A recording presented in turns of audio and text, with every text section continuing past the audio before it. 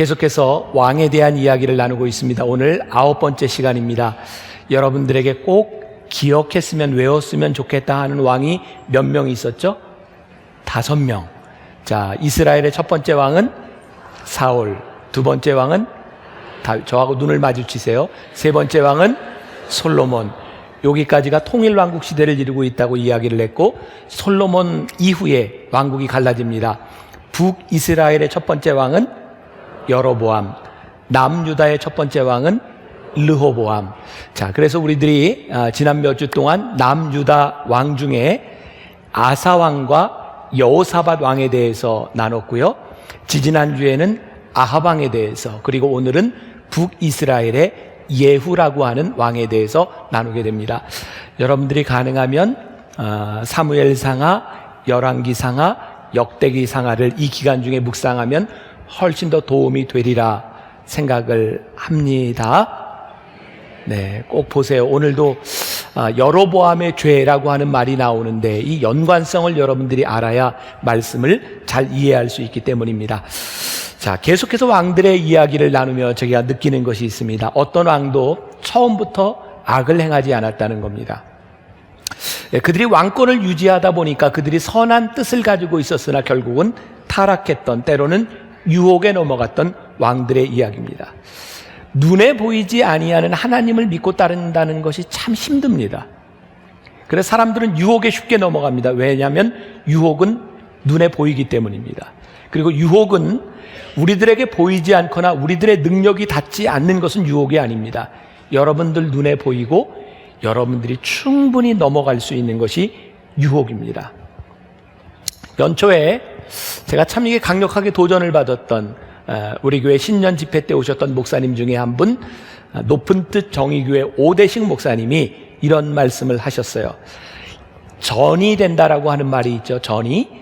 물질이 이렇게 전이 됩니다. 암도 전이가 됩니다.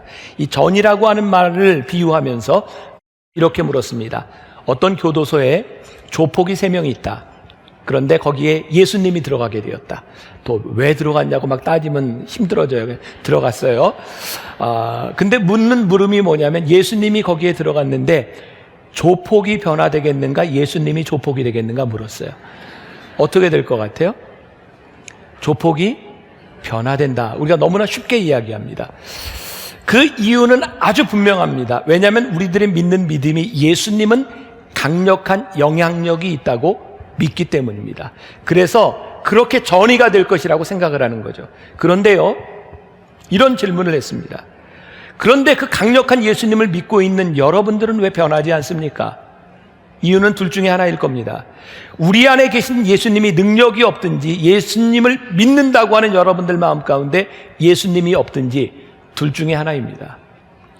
우리가 믿는 이 신앙은 마치 교도소에 조폭이 있는데 예수님이 들어가는 것처럼 우리는 세상 가운데서 예수를 믿습니다. 결국 우리들에게 주시는 도전은 너희들이 하나님을 믿고 있지만 이 세상에서 세상을 변화시킬 것이냐 아니면 세상에 물들 것이냐를 우리들에게 묻고 계시는 것 같아요. 위선. 오늘 제목이 모양은 위선이다. 예후 왕을 보니까 그는 모양으로는 종교개혁을 하고 하나님을 따르려고 했지만 그는 모양뿐인 위선의 사람이었습니다. 오늘 우리가 읽었던 본문 말씀 28절과 29절에 나와 있는데 같이 한번 봉독해 볼까요? 예후가 이와 같이 이스라엘 중에서 바알을 멸하였으나 이스라엘에게 범죄하게 한 느밧의 아들 여로보암의 죄, 곧 베델과 단에 있는 금송아지를 섬기는 죄에서는 떠나지 아니하였더라. 예후가 바알을 멸하였으나 그가 느밧의 아들 여로보암의 죄에서는 떠나지 아니했다. 성경은 예후를 가리켜서 위선자라고 말을 합니다. 우리들이 여로보암의 죄라고 하는 것이 계속해서 나올 것이라고 이야기했습니다. 북이스라엘의 모든 왕들은 여로보암의 영향을 받습니다. 우리가 다시 한번 확인해야 될 것이 있습니다. 여로보암의 죄가 무엇이었나요? 하나님께서 여로보암을 세워주셨는데 그가 북이스라엘을 통치하면서 그에게 두려움이 왔다. 기억하세요? 딱 이렇게 줄을 그어서 위에는 북이스라엘이고 남유다인데 남유다의 이 보돌라인에 아주 가까운 유명한 도시가 하나 있었죠. 예루살렘이었습니다. 기억나시는 거죠? 이 북이스라엘을 통치하고 있던 여로보암의 마음속에 늘 두려움이 있었습니다. 왜냐하면 그 예루살렘은 정치, 종교 모든 것의 중심지였고, 혹시 북이스라엘의 사람들이 그 예루살렘을 그리워해서 내려오면 어떡하나, 그 두려움 때문에 여로보암은 베델과 단이라고 하는 것에 우상을 만듭니다. 금송아지를 만들어 놓고, 그것은 다른 신이 아니라 하나님의 형상을 만들어 놓고 너희들이 여기서 절하라 라고 말을 합니다. 제가 계속해서 여러분들에게 반복해서 말씀을 드립니다. 교회는 건물이 아닙니다. 교회가 교회인 것은 교회 건물이 지어졌기 때문이 아니라 이 안에 하나님이 계실 때 교회입니다. 다시 말을 하면 교회 건물이 아니더라도 하나님이 계시는 것이 교회입니다. 우리 기독교는 절대로 건물 중심적이지 않습니다. 하나님을 믿는 회중들의 모임이 교회입니다. 그런데 왜 우리는 자꾸 건물을 짓고 이것을 교회라고 이야기를 하고, 왜 여로보암은 베델과 단에 우상을 만들어 놓고 여기에 하나님이 계시니 너희들이 하나님을 섬기라 라고 말을 했을까요? 이것은 이중적인 신앙입니다. 마치 건물을 지어놓고 여기에 하나님이 계시다라고 이야기를 하면 건물 밖에 계시지 않는 하나님 때문에 우리는 편리하게 예수를 믿습니다. 이곳에서 신앙이지만 세상에서는 신앙인이 아니어도 됩니다. 편의적인 신앙은 위선입니다. 오늘 여러분들이 여기에서 예배를 드리고 가지만 위선적일 수 있습니다. 하나님을 믿는 믿음이 여기에서 끝난다고 생각하고 그 믿음이 세상으로 들어가며 어떤 영향력도 발휘하지 못한다면 여러분들은 위선자가 되는 겁니다. 지난주에 부산에 여러 가지 일로 내려가게 되었고, 제가 부산에 가면 꼭 하고 싶은 일, 제가 대학교 다닐 때 갔던 광복동 그 남포동 거리에 부산 오뎅을 비롯한 그 포장집에 너무너무 먹고 싶어요. 제가 너무너무 좋아합니다. 제가 부산에 뭐 여러 가지 세미나나 집회를 이렇게 자주 가게 되었는데 부산에 있는 분들이 늘 물어요. 목사님, 먹고 싶은 게 뭡니까? 그럼 제가 부산 오뎅, 그 어묵, 뭐 만두, 그 떡볶이 이런 거 먹고 싶습니다. 근데 안 사줘요. 왜 묻는지 모르겠어요. 저는 그게 너무너무 먹고 싶은데. 제가 늘 그 광복동 남포동을 갈 때는 배가 부른 다음에 거기를 가서 정말 먹을 수 없는 게 너무너무 안타까웠는데, 이번에는 제가 점심도 굶은 채로 2시가 넘어서 남포동을 가게 되었어요. 쫙 지나가면서 하나하나 사 먹고 마지막 백미는 씨앗 호떡이었습니다. 이승기 호떡. 너무너무 맛있는 거예요. 그러면 정말 자유롭게 자유로운 영혼으로 남포동 길을 가고 있는데 어떤 아주머니가 저를 보더니 혹시 김병삼 목사님 아닌겨? 하고 저에게, 아니 세상에, 제가 그냥 이렇게 옷을 입고 막 이렇게 어떻게 하셨어요? 다 압니다. 저를 안 되는 거예요. 그날 저녁에 식당을 갔습니다. 식당 아주머니가 저를 유심히 보더니 김병삼 목사님 아닌겨? 해운대에서. 그래서 저하고 뭐 사진을 찍고 뭐 페이스북에 올린다고 사진을 찍습니다. 같이 갔던 목사님이 저에게, 목사님 참 불편하겠습니다. 제가 그랬습니다. 전혀 안 불편합니다.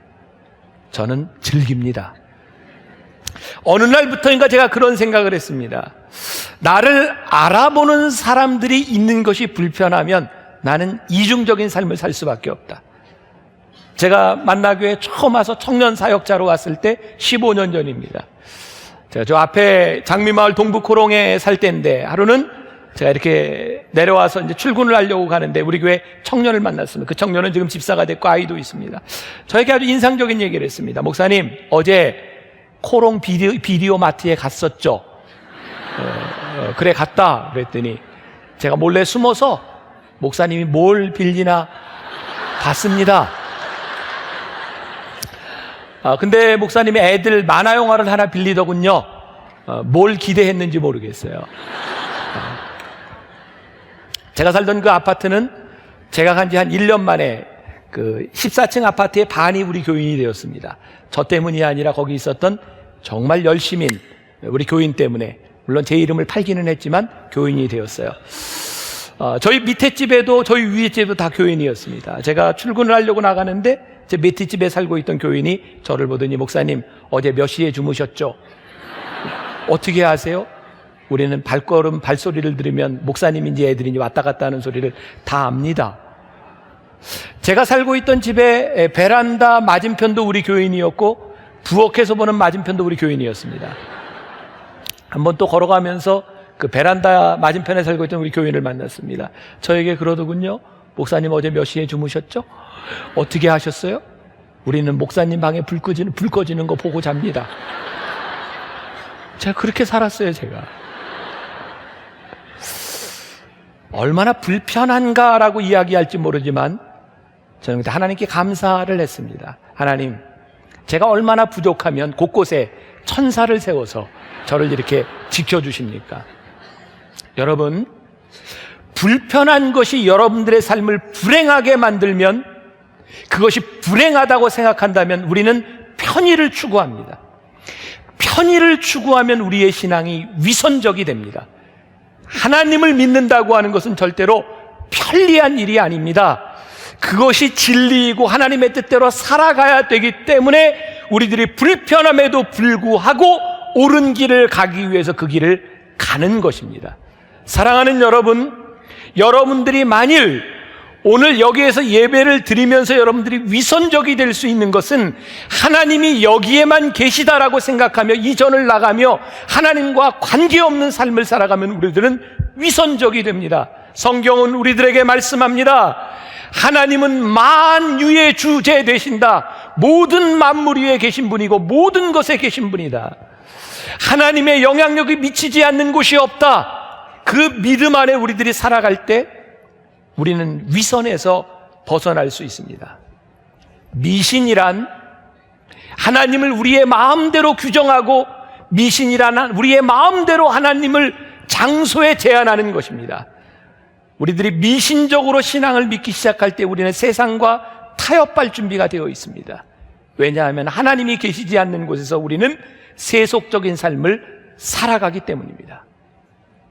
우리가 믿는 신앙의 핵심, 상징적으로 십자가를 이야기합니다. 십자가, 우리는 교회 중앙에 십자가를 걸어놓고 여러분들 중에 아마 믿음의 가정이라면 집집마다 십자가 하나쯤 걸어놨을 겁니다. 그것도 모자라서 우리는 십자가 목걸이도 하고 다니고, 그것도 모자라서 조금 작게 만들어서 귀걸이도 하고 십자가를 달랑달랑 흔들고 다닙니다. 십자가가 무엇인가요? 당시 로마 시대에 가장 극악한 죄를 지은 사람을 가장 비참하게 죽였던 사형 틀이 십자가입니다. 우리는 교회에 십자가를 걸어놓고 우리 집에 십자가를 걸어놓고 우리는 십자가 목걸이를 걸고 다니며 우리는 이렇게 다짐하는 겁니다. 하나님, 저 죽음의 상징인 십자가를 우리들의 목에 걸고 다니는 것은 우리들이 절대로 세상과 타협할 수 없다는 것입니다. 우리의 목숨을 걸고 신앙을 지키겠다는 것입니다.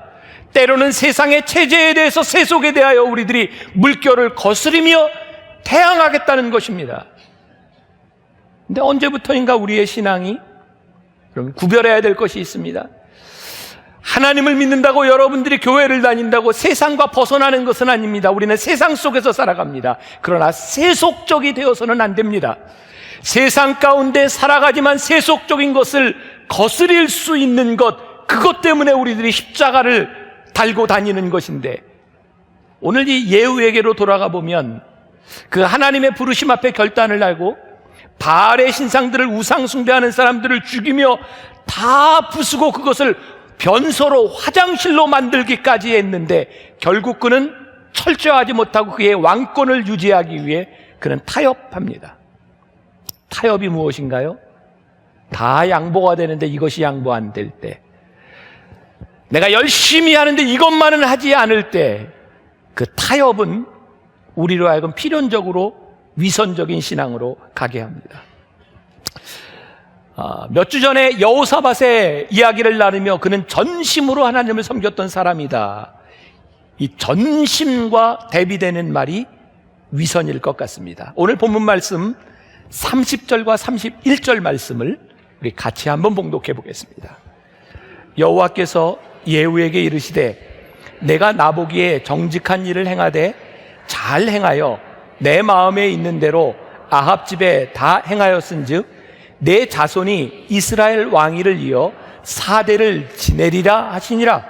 그러나 예후가 전심으로 이스라엘 하나님 여호와의 율법을 지켜 행하지 아니하며 여로보암이 이스라엘에게 범하게 한 그 죄에서 떠나지 아니하였더라. 전심으로 하나님을 섬기지 못하니까 그는 위선적이 되고요, 그 예후는 이제 하나님의 사명자가 되었다라고 생각했지만 그는 이제 사람들에게 어떤 사람이고 내가 어떻게 권력을 유지할까를 생각하게 됩니다. 그는 더 이상 솔직하지 않습니다. 자기의 욕망을 숨기며 거짓된 개혁을 하기 시작합니다. 그런데 사람들은 이 거짓된 모습에 쉽게 넘어갑니다. 그러나 하나님은 속지 않으십니다. 제가 이 말씀을 준비하며 읽었던 이야기입니다. 우리나라 초창기에 금요철야라고 하는 문화가 생겼습니다. 기독교 초창기에 기억하시죠?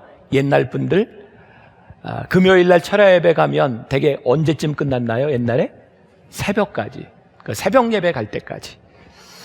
그런데 언제부터인가 이 금요철야라고 하는 것이 점점 줄어들기 시작하고 시간도 뭐 이제 9시, 8시, 7시로 변하기 시작하고 저희 교회도 9시에 시작해서 10시 반이면 끝납니다. 어떤 교회에서요, 우리 믿음의 전통을 좀 회복합시다. 그래서 좀 늦은 시간에 금요 철야를 시작해서 새벽까지 갑시다. 교회가 모이기 시작했습니다. 근데 대개 예전하고는 상황이 틀려서 많은 사람들이 직장을 다니고 맞벌이를 하는데 새벽 1시, 2시가 넘어가니까 여기저기에서 조는 사람들이 생깁니다. 한 사람이 정말 열심히 기도하고 있는데 기도하다 보니까 주변이 너무 조용한 거예요. 눈을 떠보니까 거기 참석했던 장로, 권사, 집사 모든 사람들이 다 졸거나 잠이 들었습니다. 근데 이 사람이 하나님께 이렇게 말을 합니다. 하나님, 장로, 권사, 집사 할 것 없이 모두 다 저 모양이니 하나님 얼마나 민망하십니까? 그때 하나님께서 그 사람에게 이렇게 말씀하십니다. 얘야, 그렇게 깨어서 남의 흉을 볼 거면 너도 얼른 자라.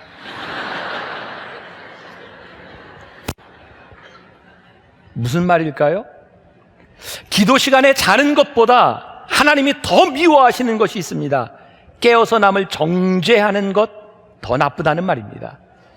옛말에 혼내는 시어미보다 말리는 시누이가 더 밉다. 너무 경험들이 충만해서 감사해요. 왜 시누이가 미울까요? 보니까 시누이의 마음이 진짜가 아닌 겁니다. 말리기는 하는데 고소한 겁니다. 그게 더 미운 겁니다. 예후가 바알 신상을 다 부셔버리고 이방 숭배자들을 다 죽여버렸습니다. 근데 하나님이 예후의 마음을 보니까 그게 전심이 아닌 겁니다. 그가 하는 행동들이 그의 정권을 유지하기 위해서, 그의 욕망을 채우기 위해서 하는 일이라는 것이 하나님의 눈에 보이기 시작하면서 이건 미운 게 얄미운 겁니다. 여러분, 바알의 신상을 아무리 부셨어도 하나님을 향한 마음이 전심이 아닐 때, 정권을 유지하기 위한 수단이 될 때 하나님은 그의 위선을 보셨습니다. 하나님이 예후를 버리십니다. 전형적인 바리새인의 모습, 예수님께서 바리새인들을 향해서 회칠한 무덤과 같은 자들, 독사의 자식들이라고 무섭게 질책하십니다. 바리새인들은 구제하고 그들은 헌금하고 안식일을 잘 지키는 사람이었습니다. 근데 그들은 늘 사람들이 있는 곳에서 하기를 좋아했습니다. 우리 하나님은 은밀한 중에 보시는 분인데 그들은 그들의 하는 일들을 과장되게 드러내려 했습니다. 그들의 목적은 전심으로 하나님을 섬기는 것이 아니라 그들의 의를 드러내고 싶었을 뿐입니다. 열왕기하 9장에 여러분들이 말씀을 좀 보셔야 알 수 있는 부분인데, 엘리사라고 하는 선지자가 하나님의 명령을 따라 nim시의 손자 여호사밧의 아들 예후 장군에게 기름을 붓습니다. 그를 왕으로 세우겠다는 거예요. 그래서 기름 부음을 받고 왕이 된 예후에게 주어진 사명은 뭐였냐면, 아주 타락한, 아주 극악한 왕 아합의 모든 족속을 멸하는 거였습니다. 예후에게 하나님이 왕권을 주셨어요. 이스라엘을 새롭게 세우라는 것이었습니다. 근데 여러분들 열왕기하 9장과 10장을 유심히 보십시오. 너무너무 잔인한 장면이 나옵니다. 아합의 아들이었던 요람이 왕이었고 그가 병들었을 때 유다왕 아하시아가 병문안을 옵니다. 그런데 이 예후가 요라망뿐만 아니라 이세벨을 죽였을 뿐만 아니라 유다왕 아하시아까지 다 죽입니다. 철저하게 잔인하게 죽입니다. 물론 아하시아 왕이 옳은 왕은 아닙니다. 그러나 이 예후가 잔인하게 변했던 이유는요, 그에게 그런 생각이 있었을 것이다 라고 성서학자들이 이야기합니다. 그는 개혁을 행하며 그의 욕망을, 그의 정권을 강하게 하기 위하여 유다의 왕도 죽이고, 그는 사명이라고 하는 것을 이용하여 잔인하게 사람들을 죽이기 시작합니다. 과유불급이라는 말이 있습니다. 지나친 것은 모자람만 못합니다. 저는 우리 신앙인들의 많은 오류를 봅니다. 너무너무 열심인 것이 문제라는 생각을 합니다. 제 말을 오해하지 말고 들으셔야 합니다. 열심 자체가 잘못된 것이 아니라 그 열심이 지나쳐 하나님의 마음이 보이지 않는 것이 문제입니다. 저는 제 삶의 문제 가운데 하나가, 저는 굉장히 적극적인 사고방식을 가지고 있는 사람이고요, 저는 운동을 참 좋아합니다. 근데 제 문제는 운동을 너무 열심히 한다는 겁니다. 어떤 분이 그렇게 얘기해요. 어떤 취미 생활을 하는데 장점은 재밌다는 거고 단점은 너무 재미있다는 거라고. 그럼 이해가 되세요? 내가 재미있게 하는 것까지 괜찮은데 이것이 너무 재미있어서 우리들의 삶의 밸런스를 깨면 문제가 되는 겁니다. 신앙생활 마찬가지입니다. 열심히 하는 것 좋은데 그 열심으로 인하여 하나님의 뜻을 가리우기 시작할 때 언제부터인가 우리들에게 찾아오는 위선의 문제가 있습니다. 이런 얘기하죠. 나 목숨 걸고 하나님 믿는다. 그래서 목숨 걸고 하나님을 믿으면서요, 어떻게 하는지 아십니까? 나는 하나님을 목숨 걸고 믿기 때문에 내 가정에 대한 문제를 조금 내려놔. 나는 목숨 걸고 하나님을 믿기 때문에 내 직장에 대한 문제를 좀 내려놔. 왜? 나는 하나님을 목숨 걸고 믿어. 근데 가만히 그 내면을 바라보면 그 목숨 걸고 믿는다고 하는 것이 열정에 대한 문제가 아니라 편의주의적인 사고가 있습니다. 왜? 하나님을 믿는다고 하는 그 이름으로 내 삶의 모든 의무를 하지 않으려는 겁니다. 성경에 예수님께서 지적하시죠? 어떤 사람이 부모에게 드려야 될 공양을 하지 않고 효도하지 않으면서 고르반 하나님께 드린 바 되었다 하고 부모에게 의무를 다하지 않는 것, 잘못됐다는 거예요. 여러분들이 하나님을 믿는 것 결코 쉽지 않습니다. 여러분들이 열심으로 하나님을 믿으며 여러분들에게 주어진 가정을 돌보지 않는 것, 위선적입니다. 여러분들이 열심히 신앙생활을 하면서 여러분들의 신앙에, 여러분들의 직장에 여러분들이 불성실하다면 그거 옳은 것 아닙니다. 전심으로 하나님을 믿는다고 하는 것은 쉬운 일이 아닙니다. 그러나 어렵지만 그것이 불행한 일이 아니라고 하는 것을 우리들이 압니다. 왜? 전심으로 하나님을 섬길 때 하나님이 우리를 형통케 하실 것을 믿기 때문입니다. 예후의 문제가 무엇입니까? 하나님께서 그에게 심판하라고 주셨던 하나님의 마음이 그에게서 떠나가고 그가 심판관이 됩니다. 하나님이 심판하라는 것보다 더 잔인하게 사람들을 죽이기 시작합니다. 그는 열심히 종교개혁을 했지만 하나님 앞에서 자신을 잊어버리고 그는 자신의 욕망을 채우기 위해서 하나님이라는 이름으로 잔인하게 사람을 죽입니다. 예수님 당시에 사두개인들이 신앙생활을 잘 하기 위해서 유전이라고 하는 트래디션을 만듭니다. 안식일을 비롯한 모든 규칙을 잘 지키자, 그래서 율법을 토대로 248개 조항의 하라라고 하는 것을 만들고 365개 조항의 하지 말라라고 하는 세부 조항을 만듭니다. 그들은 하루에 몇 번 기도를 해야 되는지, 금식은 어떻게 해야 되는지 규칙들을 많이 만듭니다. 안식일에만 39개의 규정을 만듭니다. 예를 들어서 안식일에 무너진 담벼락에 깔려있는 사람에게 어떻게 할 것이냐, 가서 죽었나 살았나 보고 죽지 않을 정도로 끄집어내놓고 다음 날 와서 고칠지니라. 이게 안식일의 규례입니다. 예수님께서 그들을 향해 정말 강하게 비난하십니다. 너희들의 속에 하나님의 마음이 없다. 너희들이 하나님이 정하신 안식일을 지킨다고 하는데 하나님의 마음이 없다. 너희들이 구제한다고 하는데 그 구제 가운데 하나님의 마음이 없다. 위선입니다. 하나님을 열심히 믿겠다고 하면서 하나님의 마음을 어길 수 있다고 하는 것이 무서운 일입니다. 하나님을 믿으면 되는데 잘 믿기 위해서 우리는 무언가 규칙들을 만들기 시작합니다. 세상에 어떤 교단에서는 성만찬을 할 때 또 나눠주는 떡을 씹어 먹어야 되느냐 삼켜야 되느냐를 가지고 싸우고 갈라집니다. 세상에 기도를 하는데 왕의 기도도 있고 관상 기도도 있고 방어 기도도 있고 뭐 중보 기도도 있고 많이 있는데 어떤 기도를 하느냐에 따라 너는 내 편 너는 상대편이 갈라집니다. 어떤 분은 밥통에서 밥을 풀 때마다 주걱으로 십자가를 긋고 밥을 풉니다.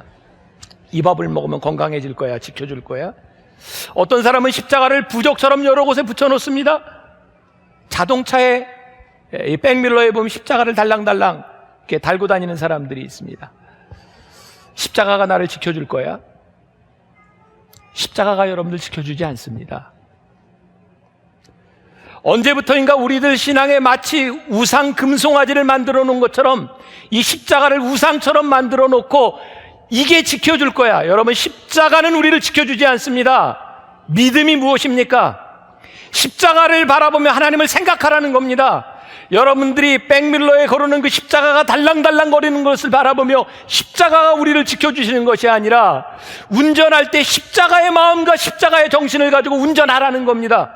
근데 우리는 뭔가 위선적인 사람이 되었습니다. 그래서 십자가를 품고 다니는 크리스찬들을 바라보며 세상에 말합니다. 너희는 위선자야. 십자가는 가지고 있는데 십자가에 정신이 없는 겁니다.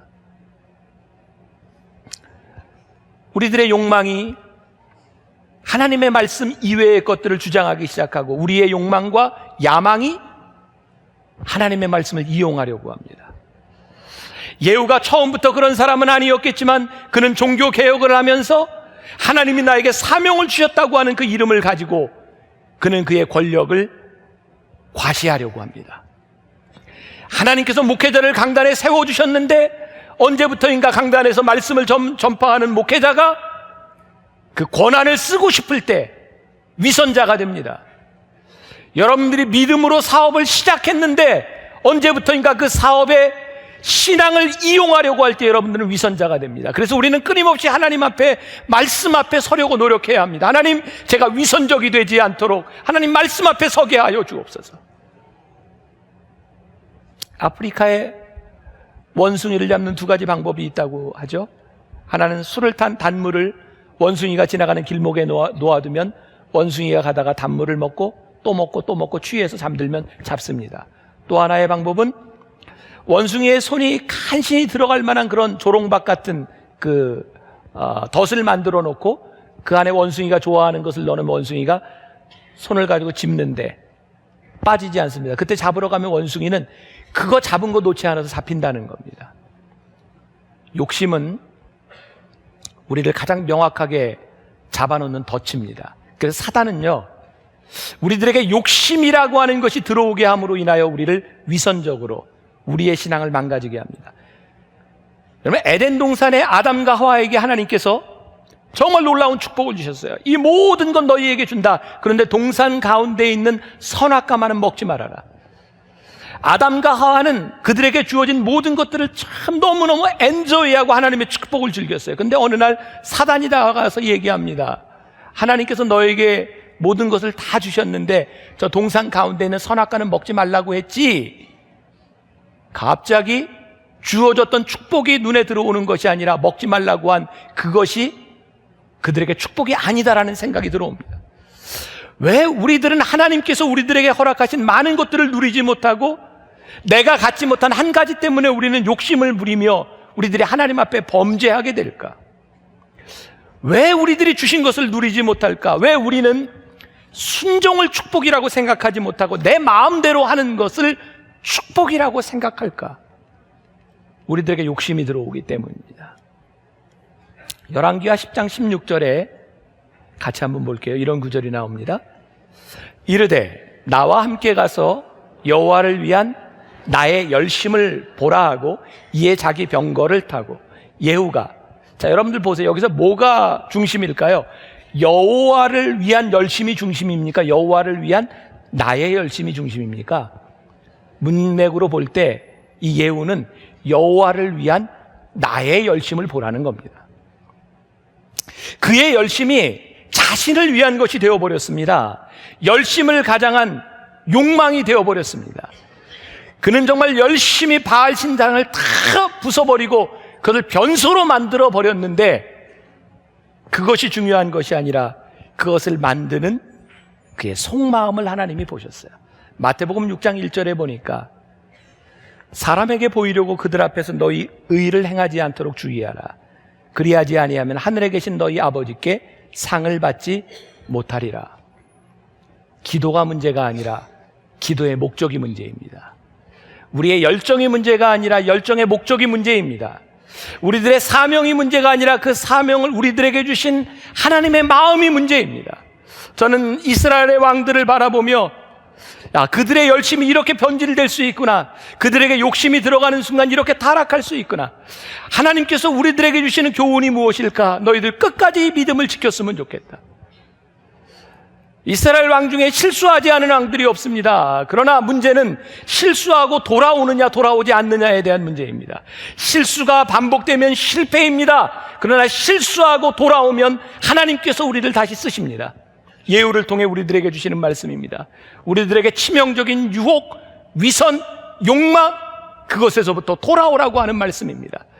제가 지지난주에도 여러분들에게 말씀드렸습니다. 하나님의 마음, 하나님은 우리를 심판하시려고 하시는 것이 아니라 끊임없이 우리를 심판하지 않으시려는 하나님의 사랑이 이 가운데 있다. 우리를 부르신 하나님 앞에 혹시 여러분들이 욕심과 욕망으로 위선자가 되어버렸다면 오늘 다시 주님 곁으로 돌아올 수 있기를 바랍니다. 오늘 이 예배가 여러분들에게 우상이 아니라 이 예배에 여러분들이 품은 하나님의 마음을 가지고 이 세상으로 나아갈 수 있기를 간절히 소원합니다. 계속해서 왕에 대한 이야기를 나누고 있고 오늘 벌써 10번째 시간이 되었습니다. 제가 이 말씀을 시작하면서 염려했던 것은 혹시 너무 어렵지 않을까, 왕들의 이름이 너무 생소하지 않을까, 그런 염려였습니다. 그래서 여러분들이 앞으로 말씀을 잘 이해하기 위해서 우리들이 기억해야 될 왕들에 대한 적어도 5명은 기억하자 그랬습니다. 다시 한번 우리들이 지도를 보면 이스라엘의 통일 왕국 시대라고 불리우는 저 시기에 3명의 왕이 있었다. 첫 번째 사울, 두 번째 다윗, 세 번째 솔로몬. 그렇게 솔로몬 왕의 시대가 지나고 통일 왕국은 분열 왕국 시대로 들어가게 됩니다. 그래서 이제 성경에 분열 왕국 시대에 이스라엘이라고 부르는 것은 이스라엘 왕조를 뜻하고 유다라는 말이 나오면 남왕국 유다를 뜻하는 것이다. 북이스라엘의 첫 번째 왕은 여로보암이었다. 그리고 여로보암과 더불어서 우리가 공부한 사람 중에 북이스라엘의 가장 간악한 왕 아합에 대해서 공부를 했고, 지난주에는 이 아합을 심판하시면서 하나님께서 새롭게 왕을 세워주신 예후에 대해서, 여러분들 정말 그런 표정 지으시면 안 되는 거예요. 우리 지난주에 배운 거예요, 예후.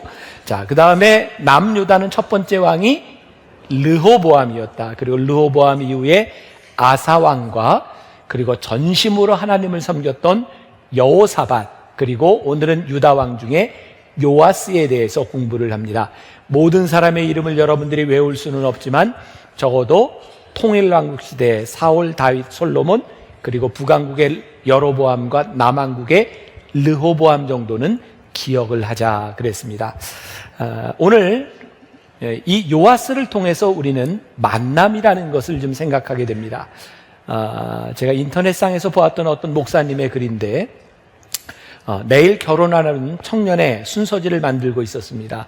정성껏 만들었습니다. 내일 주례는 되도록 짧게 해주려고 합니다.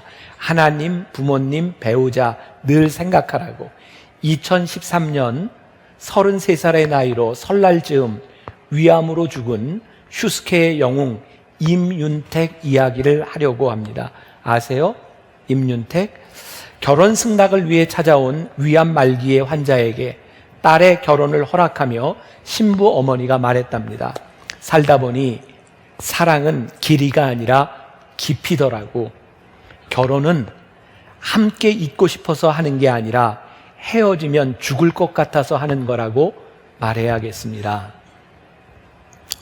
죽을 것 같아서 함께 있고 싶은 사람, 여러분들이 살아가면서 정말 여러분들이 잊을 수 없는 사람, 그런 만남을 가진다고 하는 것은 아주 소중한 일인 것 같습니다. 오늘 요아스에 대한 말씀을 준비하면서 저는 요아스에게 참 좋은 만남이 있었던 전반기가 있고 그 만남을 잃어버린 후반기가 있다고 하는 것을 보게 되었습니다. 여러분들에게 계속해서 제가 말씀드리죠. 사무엘상하, 역대기상하, 열왕기상하를 보시라. 오늘로서 10번째입니다. 왜냐하면 말씀을 좀 보면 훨씬 더 여러분들이 이해하기가 좋기 때문입니다. 오늘 본문에 나와 있지 않지만 열왕기하 11장 21절이 이렇게 시작합니다. 요아스가 왕이 될 때에 나이가 몇 살? 7세였더라. 제가 지금 구약에 있는 왕들의 이야기를 계속해서 보면서 느끼는 것이 하나 있습니다. 성경에 나오는 이 왕들의 이야기가 마치 우리나라 조선 왕조실록과 별로 다르지 않습니다. 얼마 전에 끝난 정도전이라고 하는 드라마, 한명회라고 하는 드라마, 왕들이 세워지는 것 보면 어떤 전략가에 의해서 세워지는 것 같기도 하고 이 암투가 굉장히 심하게 있습니다. 이 요아스라고 하는 사람이 7살에 왕이 됐다고 하는 것도 정상적이지 않습니다. 근데 이 요아스가 왕이 될 때에 아주 중요한 인물이 하나 있습니다. 여호야다라는 인물입니다. 오늘은 여러분들이 요아스라는 인물과 여호야다라고 하는 두 사람의 이름만 기억하면 될 것 같습니다. 조금 이 일을 요약하자면 이 요아스는 남유다의 8번째 왕입니다. 지난 시간에 예후라고 하는 사람이 하나님께서 기름을 부으셔서 아합의 족속들을 다 멸했다. 기억나시죠? 근데 이 예후가 이스라엘의 왕만 죽였을 뿐만 아니라 유다의 왕도 죽였다. 기억하시죠? 주님. 한 주 정도는 기억을 좀 해주시면 고맙게 싸움나이다. 진짜. 말씀을 좀 그때 유다의 왕이 아하시아였습니다. 아하시아 왕이 죽습니다. 그런데 정말 이런 권력의 암투가 일어나는데요. 아하시아의 어머니 아달랴라고 하는 사람이요, 아하시아 왕의 아들들을 다 죽입니다. 손자들을 다 죽인 거예요. 그리고 그 여자가 왕이 됩니다.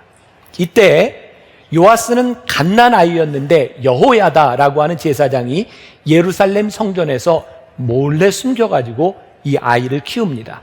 7년 만에 이 아달랴는 잔인하게 자식들을 다 죽였을 뿐만 아니라 이방신을 섬기는 사람이었기 때문에 제사장들과 레위인들 여호야다와 함께 반란을 일으키고 아달랴를 죽입니다. 그리고 7살 되었던 요아스를 왕으로 세웁니다. 근데 이 요아스에게는 여호야다라고 하는 좋은 멘토가 있어서, 제사장이 있어서 늘 제사장에서 이렇게 자라나면서 그 할머니 아달랴가 행했던 불의한 일들을 보았던 것 같아요. 어렸지만 왕이 되어서 개혁을 시도합니다. 성전을 보수하려고 합니다. 그런데 열왕기하 12장 7절부터 8절까지 보니까, 이게 역사 얘기라 조금 졸릴지도 모르기 때문에 졸지 않도록 큰 목소리로 같이 읽겠습니다. 입을 여세요. 그럼 눈도 열립니다. 자, 7절 8절 다 같이 시작. 요아스 왕이 대제사장 여호야다와 제사장들을 불러 이르되 너희가 어찌하여 성전에 파손한 데를 수리하지 아니하느냐? 이제부터는 너희가 아는 사람에게서 은을 받지 말고 그들이 성전에 파손한 데를 위하여 드리게 하라. 제사장들이 다시는 백성에게 은을 받지도 아니하고 성전 파손한 것을 수리하지도 아니하기로 동의하니라. 이게 무슨 말이냐면 성전을 수리하도록 했는데 아주 못된 제사장들이 있는 거예요. 뇌물을 받는 사람들. 그래서 돈을 받고 수리하지 않는 겁니다. 그래서 제사장들이 돈을 받지 않기로 결의를 하고 이 일에 앞장을 쓴 사람이 누구냐면 여호야다입니다. 그래서 여호야다로 인하여 성전이 이렇게 고쳐지고 어떤 일이 일어났냐면 역대하 24장 14절에 보니까 같이 한번 또 봉독하죠. 공사를 마친 후에 그 남은 돈을 왕과 여호야다 앞으로 가져왔으므로 그것으로 여호와의 전에 쓸 그릇을 만들었으니 곧 섬겨 제사 드리는 그릇이며 또 숟가락과 금은 그릇들이라. 여호야다가 세상에 사는 모든 날에 여호와의 전에 항상 번제를 드렸더라. 자, 여기 아주 걸출한 믿음의 사람 여호야다를 통해서 요아스는 도움을 받고 이제 제대로 했더니 오히려 남는 거예요. 그 남는 것을 가지고 성전에 기물들도 사게 됩니다. 근데 여기에서 아주 중요한 말이 있습니다. 여호야다가 세상에 사는 모든 날에 여호와의 전에 항상 번제를 드렸더라. 이 말이 무슨 말인가요? 이 말은 여호야다가 죽은 후에는 요아스가 하나님을 떠났다라는 말입니다. 오늘 본문 말씀의 시작은 이 여호야다가 세상을 떠나고 요아스에게 다가왔던 위기의 순간에 일어났던 일입니다. 어떤 위기가 일어났냐면 아람 왕 하사엘이 블레셋을 거쳐서 이제 예루살렘으로 쳐들어오고 있는 상황입니다. 이 여호야다와 있을 때에는 이런 문제가 없었는데 이제 범죄함으로 하나님의 심판이 임하게 된 거죠. 자, 제가 오늘 여러분들에게 신앙의 아주 본질적인 문제를 말씀드립니다. 오늘 요아스에게 일어난 이 문제, 여러분 우리들에게는 문제는 끊임없이 일어나는 일들입니다. 신앙이 있을 때도 일어나고 신앙이 없을 때도 일어납니다. 여러분들이 하나님 앞에 충성을 다할 때에도 문제는 일어납니다. 문제는 위기가 아닙니다. 문제가 아니라 문제 가운데서, 그 위기 가운데서 우리들이 어떻게 행동하느냐에 대한 문제입니다. 오늘 요아스는 그의 멘토였던 여호야다가 떠나고 난 이후에 문제를 처리하는 방식이 잘못되었다는 거예요. 요즘 무척 덥습니다. 조금만 건드리면 화가 나는, 불쾌지수가 굉장히 높은 날입니다. 여러분들 주변에 여러분들을 짜증나게 할 때 여러분들이 짜증나는 거 정상입니까? 비정상입니까? 정상입니다. 여러분 예수 믿는다고 짜증이 안 나는 게, 예수를 믿었더니 옆에서 막 꼬집고 뭐 이래도 평안해 뭐 이런 일 절대 안 일어납니다. 짜증 납니다. 문제는 무엇인가? 짜증이 날 때 이 짜증을 어떻게 처리하느냐에 대한 문제입니다. 아마 여기 있는 여러분들 가운데도 지난 한 주를 살면서 많은 유혹들에 시달린 사람이 있어요. 이성에 대한 유혹도 있을 것이고 물질에 대한 유혹도 있을 것이고 때로는 우리들 속에 일어나는 욕망에 대한 문제들이 있을 겁니다. 성경은 우리들에게 욕망에 대한 것이 문제라고 말하지 않고 너희들에게 다가오는 유혹과 욕망을 너희들이 어떻게 처리했냐고 우리들에게 묻고 계십니다. 여러분, 성경에 보니까 시험을 당할 때에, 환난을 당할 때에 즐거워하라 라고 말씀했습니다. 제가 오늘 여러분들에게 성경적으로 좀 얘기를 하려고 합니다. 여러분들에게 시험이 오는 축복이 있기를 바랍니다. 시험은 힘든 겁니다. 그런데 왜 시험이 올 때, 환난이 올 때 기뻐하라고 말씀했을까요? 시험이 누구도 피해갈 수 없는 것이라면 신앙인들이 시험을 기쁘게 받아들일 수 있는 이유가 있습니다. 뭐냐면 그 시험 가운데서 우리의 믿음이 증명되기 때문입니다. 여러분들에게 시험이 올 때라야 여러분들의 신앙이 참인지 거짓인지가 드러납니다. 그리고 시험이 우리들에게 유익이 되는 것은 무엇인지 아십니까? 시험이 우리들에게 올 때 우리들의 믿음이 깨어납니다. 시험은 우리를 자극합니다. 그러므로 우리로 하여금 끊임없이 살아있는 신앙이 되도록 우리들을 만들어가는 것이기 때문에 우리는 시험이 올 때 시험을 보는 다른 눈을 가지게 되는 거죠. 오늘 말씀 18절에 보니까 유다의 왕 요아스가 그의 조상들 유다왕 여호사밧과 여호람과 아하시야가 구별하여 드린 모든 성물과 자기가 구별하여 드린 성물과 여호와의 성전 곳간과 왕궁에 있는 금을 다 가져다가 아람 왕 하사엘에게 보냈다라고 되어 있습니다. 문제가 일어났는데 그의 삶의 멘토였던 여호야다가 그와 함께하지 않으므로 불행하게도 요아스는 인간적인 선택을 합니다. 그는 인간적인 선택을 함으로 인하여 그는 어려움을 당하게 됩니다. 그런데요, 이 요아스에게도 여호야다가 죽은 이후에 전혀 기회가 없었던 것이 아니라 성경에 보니까 여호야다의 아들 스가랴 선지자를 통해서 요아스에게 가서 경고합니다. 여호야다가 죽은 이후에 이 요아스가 다른 사람들의 말을 듣고 범죄하고 우상숭배에 빠지니까 그러지 마십시오라고 이야기를 하는데, 여호야다의 아들 스가랴가 성전들에서 돌에 맞아 죽습니다.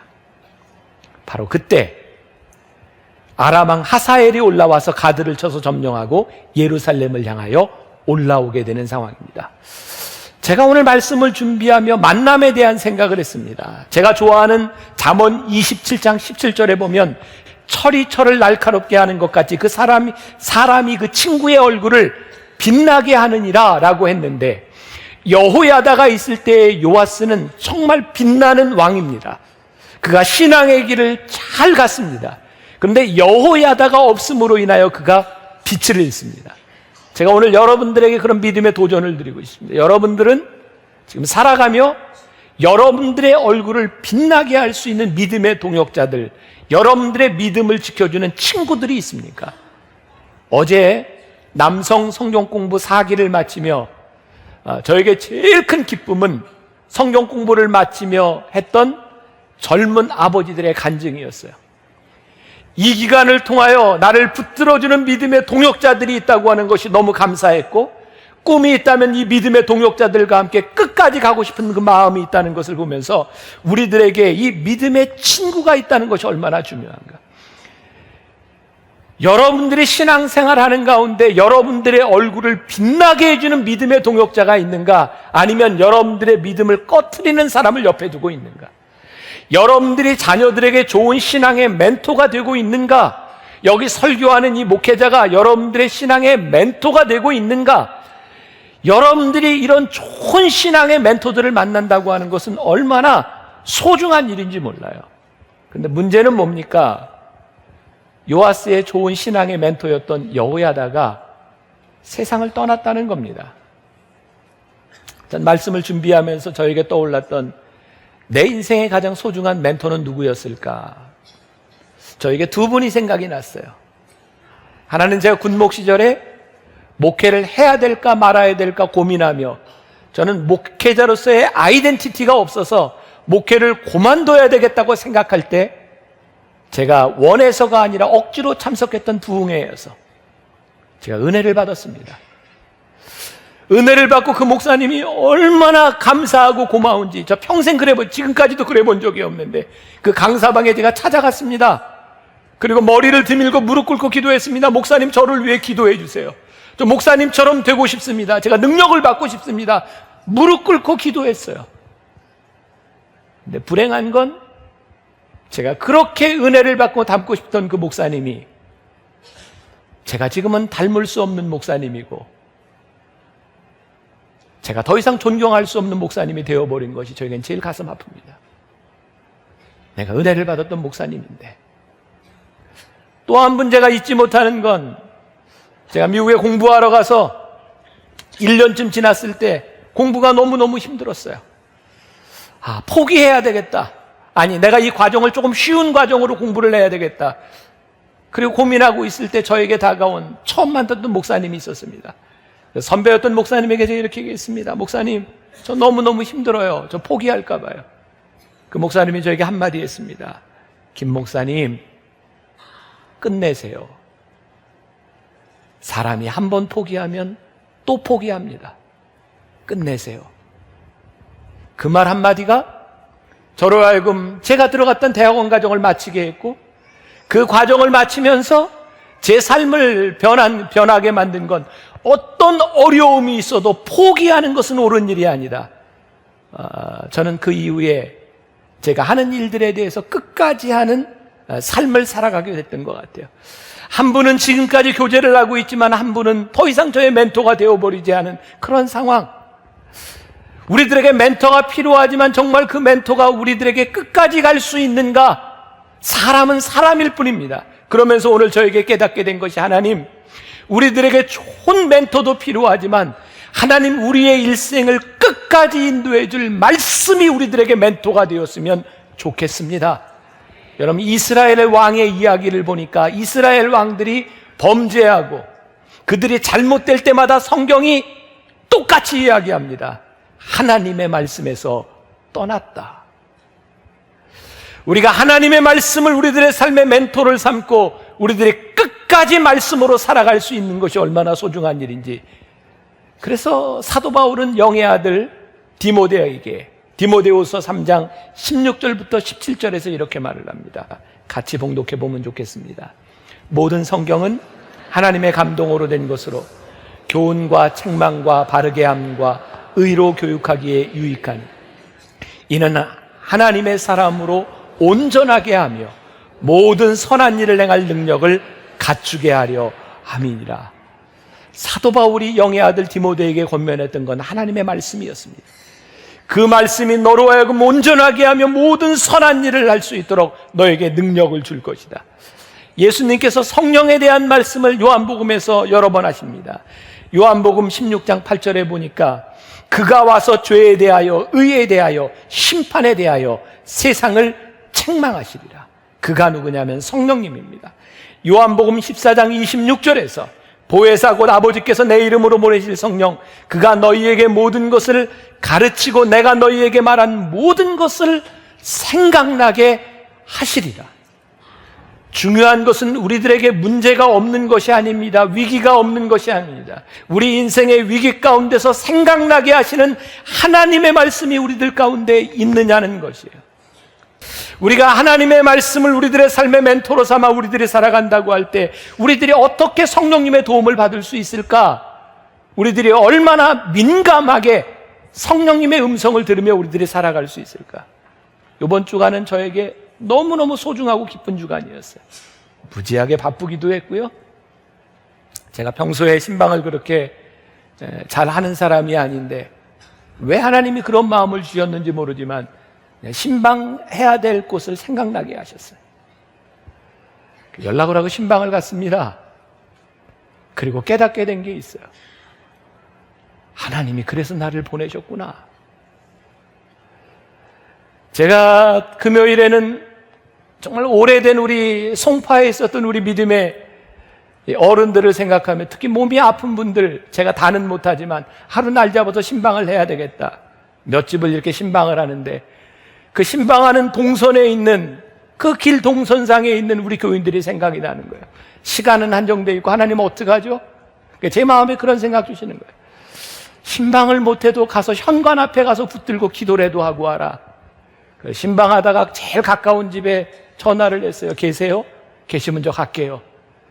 그리고 정말 들어가서 신발만 벗고 현관에서 손을 붙잡고 기도하고 또 나오는데 바로 가까이에 우리 교인이 있는 거예요.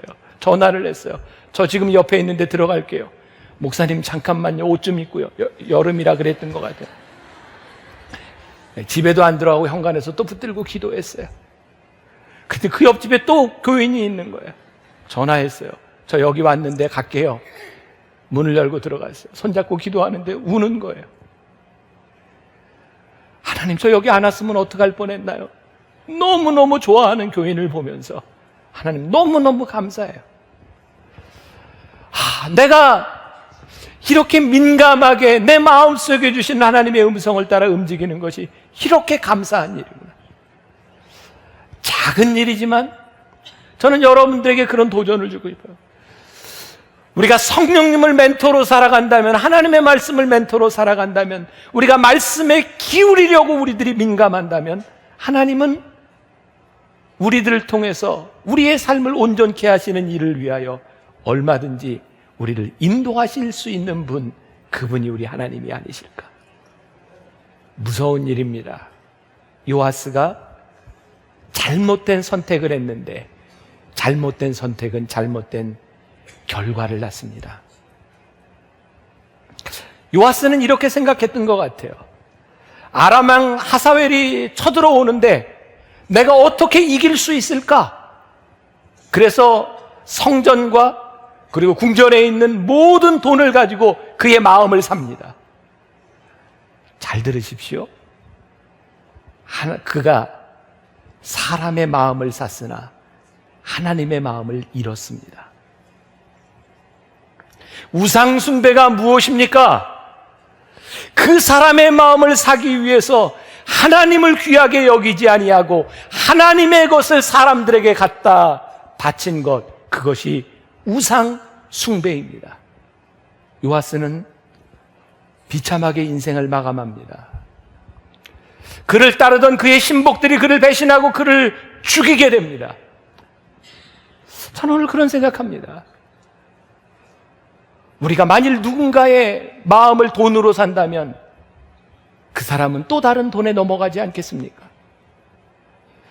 우리들이 가지고 있는 권력을 가지고 그 사람의 마음을 산다면 또 다른 권력에 그 사람의 마음이 넘어가지 않겠습니까? 우리는 이렇게 이 문제를 해결할 수 있다고 생각하는데 정말 그것이 우리들에게 최선이라고 생각합니까? 문제의 해결은 우리들 눈앞에 보이는 우리들의 힘으로 하는 것이 아니라 진리를 떠나지 아니하고 모든 일의 근원이 되시는 하나님 앞에 우리들의 문제를 내놓을 때가 아니겠습니까? 정도를 떠나간 하나님의 진리를 떠나간 것은 하나님의 심판이 있습니다. 이런 상상이 가요? 요아스가 어쩌면 이렇게 얘기했을 것 같아요. 지금 내가 이 성물들 이걸 가지고 아람 왕 하사엘의 마음을 사는 것은 어쩔 수 없는 선택입니다. 이것은 내가 백성들을 살리기 위한 어쩔 수 없는 일입니다. 그런데 저는 오늘 여러분들에게 말씀드립니다. 우리 인생에 가장 궁핍하고 가장 치사한 말이 있다면 어쩔 수 없었다는 말입니다. 어쩔 수 없는 여러분들의 선택은 어쩔 수 없는 결과를 낳습니다. 이번 주간 저희 교회에서는 소방훈련이 있었습니다. 낮에 갑자기 사이렌을 울리고 불이 온 것을 가정에서 다 피했고 사무엘학교 아이들도 다 피하고 응급구조훈련도 하고 불을 끄는 훈련도 하고 아마 언젠가 예배 시간에 이제 여러분들과 함께 소방훈련을 한번 할 겁니다. 굉장히 중요한 일이라고 생각해요. 위기 때 우리들이 어떻게 대처해야 될지 교회에서 계획을 하고 있습니다. 그래서 그때가 되면 놀라지 말고 잘 피하시면 됩니다. 소방훈련을 하고 그 불난 것을 이렇게 보면서 우리 목사님들하고 그런 이야기를 했어요. 불났을 때, 피할 때 우리 목회자들이 할 수 있는 일이 무엇일까?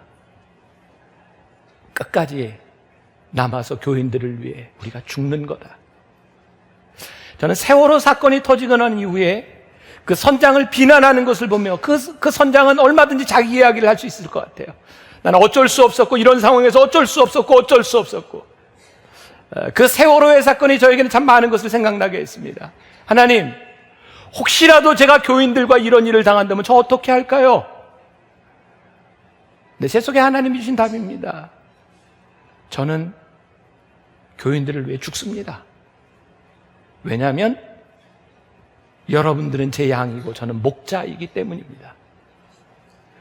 목자인 저에게 어쩔 수 없다고 하는 것은 통하지 않는 겁니다. 어쩔 수 없는 것이 아니라 내가 해야 될 일을 해야 되는 것이 내가 할 일이고, 하나님 앞에서 우리들 어쩔 수 없다라고 하는 변명에 대한 문제가 아니라, 하나님, 이것은 저에게 주신 일이고 하나님 성령님이 저에게 주신 일이기 때문에 이것이 내 삶에 가장 가치 있는 일이기 때문에 이건 절대 포기할 수 없는 일이고, 하나님 주신 이 일을 내가 끝까지 할 수 있을 때 그게 정말 승리자가 아니겠습니까?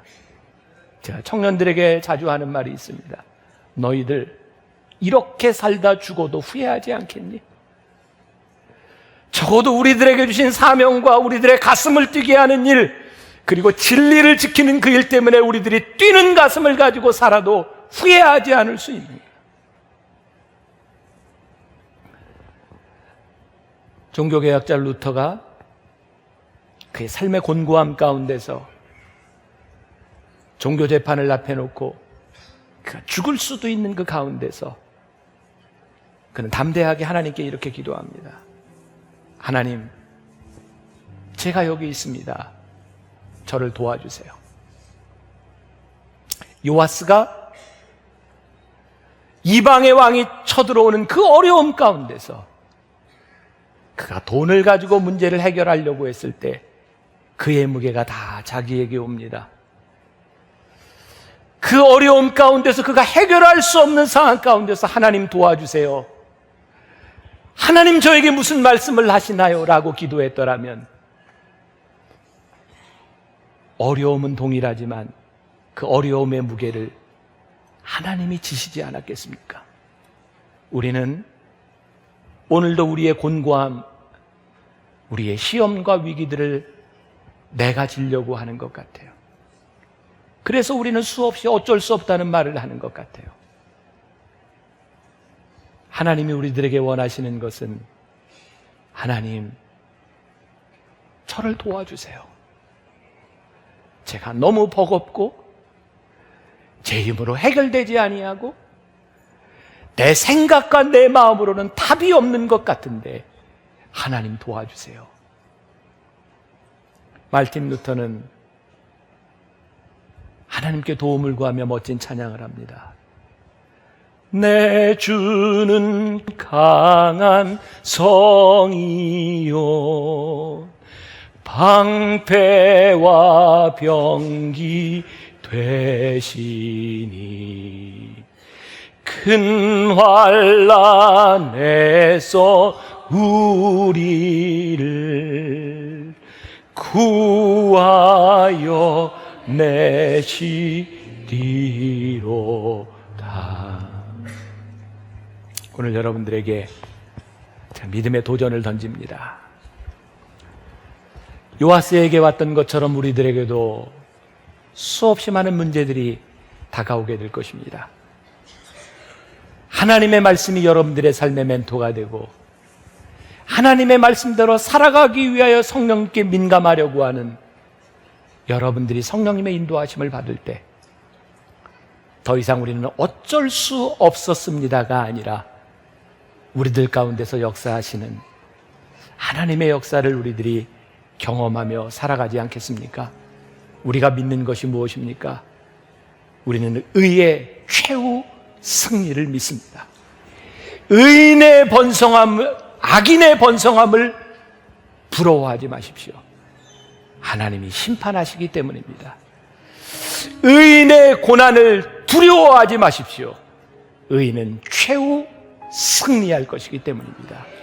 오늘 우리들이 이 믿음을 가지고 우리들이 그렇게 하나님, 나로 하여금 이 세상에서 신실하게, 나로 하여금 이 세상에서 진실하게, 나로 하여금 이 세상에서 거룩하게 살게 해달라고 그렇게 기도하고 다짐하고 이 세상을 나갈 수 있기를 주님의 이름으로 간절히 축원합니다.